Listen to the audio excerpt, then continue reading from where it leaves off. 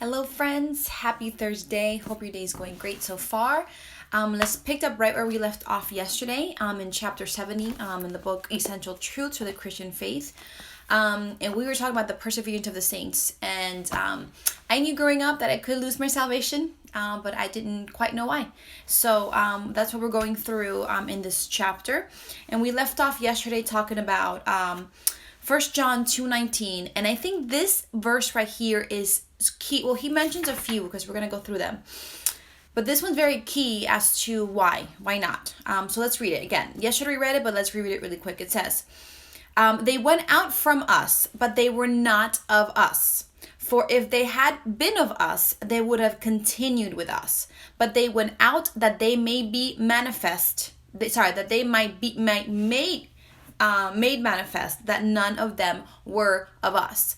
So here you're talking about how a group of people were with us, meaning they were part of the church, they were following what we were doing, they were in the hype, they seemed to be Christians, and later we find out that they were not. Okay, so I love what he says. They went out from us, meaning they were from the church. They claimed, like I said, to be believers, to be followers of Christ. So they went out from us because they were with us, but they were not of us. So just because they were with us does not mean that they were from us. Just because we have church people in our churches nowadays that claim to be Christians, again, we don't see hearts. And they look like they're drinking the Kool-Aid and they're doing, all these things, does not necessarily mean 100% that they are true followers of Christ. We talked about how, if they were followers of Christ, then they, and they fallen, or left the church or left the faith, it just means that they were not in the faith to begin with, okay? So again, they were from us, but they were not of us. For if they had been of us, they would have continued with us. Meaning, if they were true followers of Christ, they would have left. All right? But they went out that they might be made manifest that none of them were of us. They left to be very clear to us, to the world, that they were not from us. They were not Christians. They were not believers to begin with.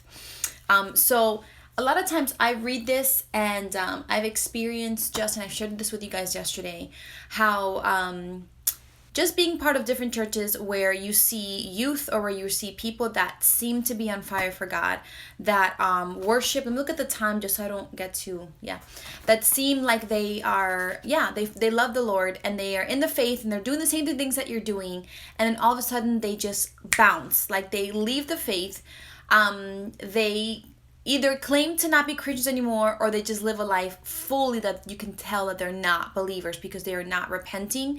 They are embracing the world. They are living a life that does not, show Jesus in any way, shape, or form. And I've just come across, I don't know, how do I say this? Even just like parents who pray for their kids to come back to church, to come back to the faith. And they're like, they left the faith, and I feel like it's such a fine line. But if they left, according to this verse, they never were of the faith. So let's not assume that they were, because if you say they were in the faith and they left, then that really means that we can lose our salvation because they were saved and they chose to leave, or that our salvation is based on us. And that's why we can't lose it, because it's not based on us. It's on the work that Christ did. It is, like we talked about, that God chose them. That God is the initiator of their faith. So in order for me to say, or for me to hear, okay, I'm just praying for them to come back to the ways of the Lord, they were never in the ways of the Lord, which means that you should be praying for their salvation, period. You should be praying for the Lord to stir that in their heart, for them to be saved for real, and not, come back, in the wrong way, or thinking that they just lost their salvation and we're praying for their salvation to come back. I think that I would rather assume that my kids are not believers when I see these things in their lives, and just continue to preach the gospel to them, so God can use that, and that could be the means for the Lord to really waken, their hearts up, than to, assume that they are and not preach the gospel to my kids, or not pray for the Lord to do that work in their heart. So I don't know, I feel like I've come across that, and I just feel like saying they were not in the faith. You cannot say for them to come back to the faith. No, because if they were in the faith, like this verse says, they wouldn't have left. Okay? Let's see. We know, and let's continue. It says, we know it is possible for people to be enamored by certain elements of Christianity without ever embracing Christ himself. So looking at this, we see that it's possible, even looking at Hebrews 6 that we went through yesterday, that's possible for people to kind of fall in love and be, like I say, drink the Kool-Aid and really seem like they love Christ. And to fall in love not with Jesus, but the things of Jesus and the benefits that Jesus bring, and maybe the community and the culture, and not really be Christians because they're not really following Christ. They're really not falling in love with him. And that's what the heart is, that we fall in love with Jesus, that we don't fall in love with just the culture, just the people, just the atmosphere, just like the moral, living, for good things. No, we have to fall in love with Jesus. And we see that people, that they seem to be losing their salvation, but they really are not, because they haven't fallen in love with Jesus.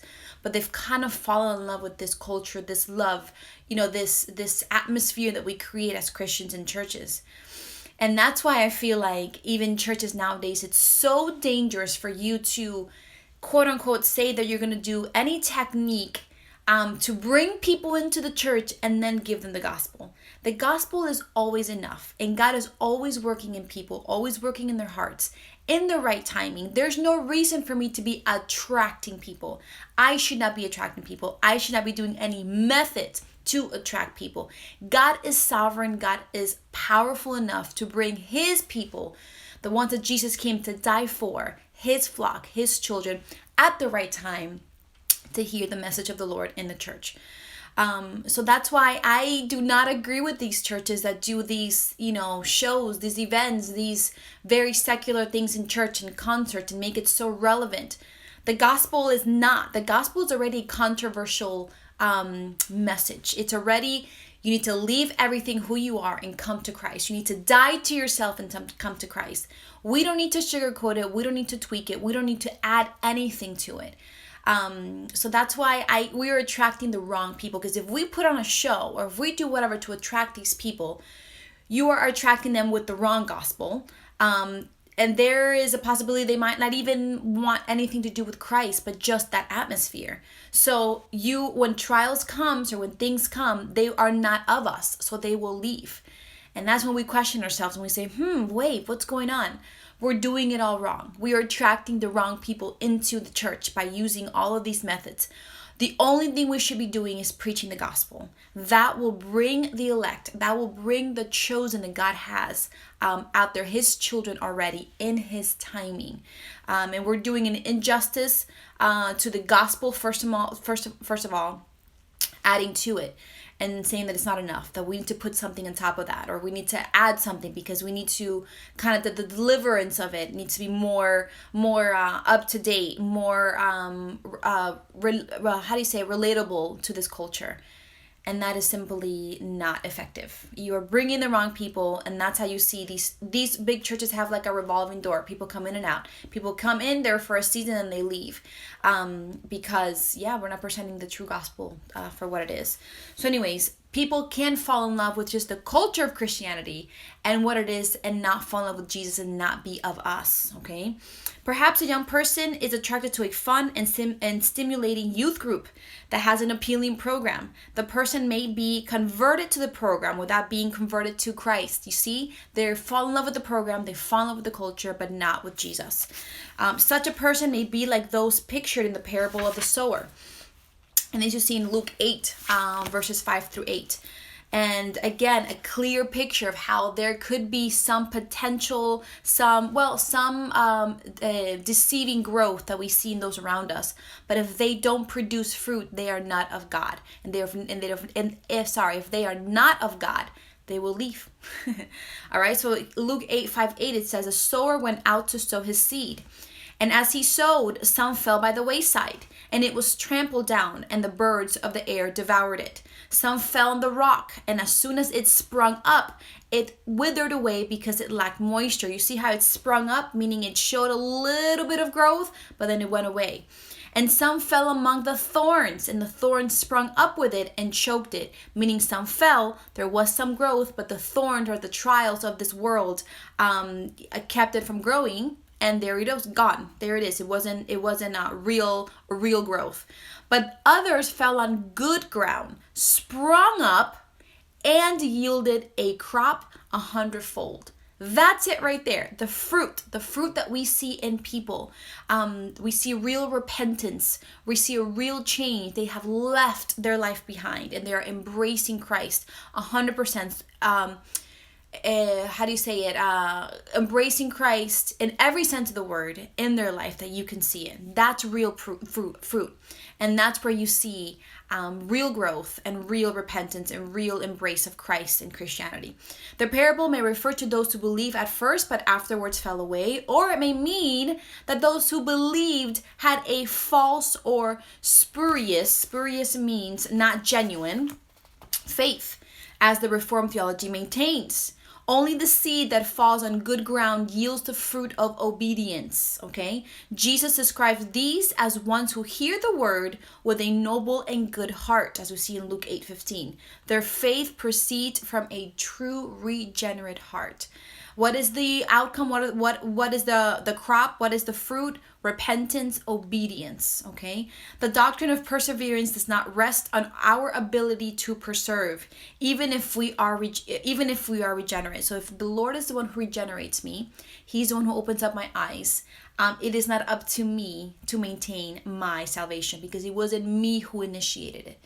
If I was the one who, like we see the opposing theology of, or the doctrine of Arminianism, they believe that they were the ones who chose God. If I chose God, then I could lose my salvation because I am not the one who initiated. It is by works and I'm not perfect. I cannot maintain that standard. So yes, I can lose it if I'm the initiator of my salvation, if I'm the one who takes a step. But if not, if God is the one who initiates it, then he is almighty enough, powerful enough to preserve it. Rather, it rests on the promise of God to preserve us. Yes. So I'm going to stop there and I'm going to finish this tomorrow because there's a lot to talk about in this subject. So much. And I don't know, I want you guys, I feel like if I ramble on and I go ahead and just finish a chapter, then half of this you will forget. And my purpose is for you guys to really just, like I always say, chew on and think about all these things that I'm saying. Think about it the whole day. If you have any questions, concerns, private message me and we can talk about it. We can discuss it. If you're watching this on Instagram, it'll be up for the next 24 hours. If you're watching this on YouTube or on my Facebook, it'll be on there forever. Feel free to share, comment, and I would love to hear your thoughts. All right? Love you guys, and I will see you guys tomorrow. Bye.